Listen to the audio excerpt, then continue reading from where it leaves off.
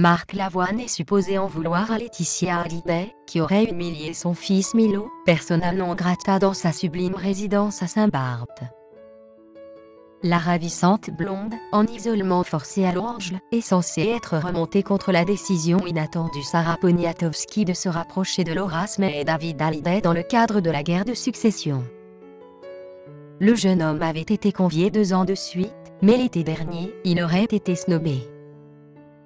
D'après le magazine Clevé, cette humiliation aurait été mal encaissée par Marc Lavoine. Si le chanteur et coach de Tes Voix n'a pas pris la peine de répondre, Laetitia Hallyday s'est fait un point d'honneur à le faire. Elle rend hommage au fils de Marc Lavoine qui célèbre ses 13 ans. Il est le meilleur et il a 13 ans aujourd'hui. C'est l'ami de mes filles, le plus gentil et il a la façon la plus unique de regarder le monde et de nous inspirer de jolies choses, a-t-elle écrit. Tu peux être fier de toi. Drôle, sensible, altruiste, courageux et tout le reste on t'aime jusqu'à la lune. Qui était Denise Pascal, la première femme de Marc Lavoine? Samedi 1er février, la performance et le témoignage d'Ifé, talent de Tes Voix originaire du Bénin qui a perdu son frère il y a 3 ans ont particulièrement touché Marc Lavoine. Le nouveau coach du programme de TF1 n'a pu s'empêcher de penser à sa première épouse Denise Pascal, décédée d'un cancer en 2017. Je ne vais pas te sortir les violons. Moi j'ai un fils qui a 33 ans qui a nos couleurs à nous deux. Il écoute la musique que tu joues. Sa mère l'écoutait aussi. Moi j'adore la musique que tu fais et c'est la musique que j'écoute, ça donnerait du sens à mon histoire aussi, a expliqué Marc Lavoine après la prestation du candidat du télécrochet.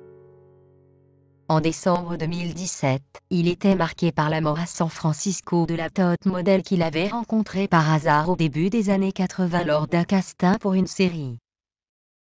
J'étais arrivé en avance, le partenaire de Denise était en retard. Alors nous avons répété nos rôles ensemble. Nous devions jouer une scène d'une grande tendresse, une rencontre amoureuse, avait expliqué Marc Lavoine à Ici Paris. Le couple est recalé, mais ils ont remporté l'amour. Une histoire qui va se prolonger au-delà de la mort. Un amour éternel qui n'avait pourtant au départ rien d'évident.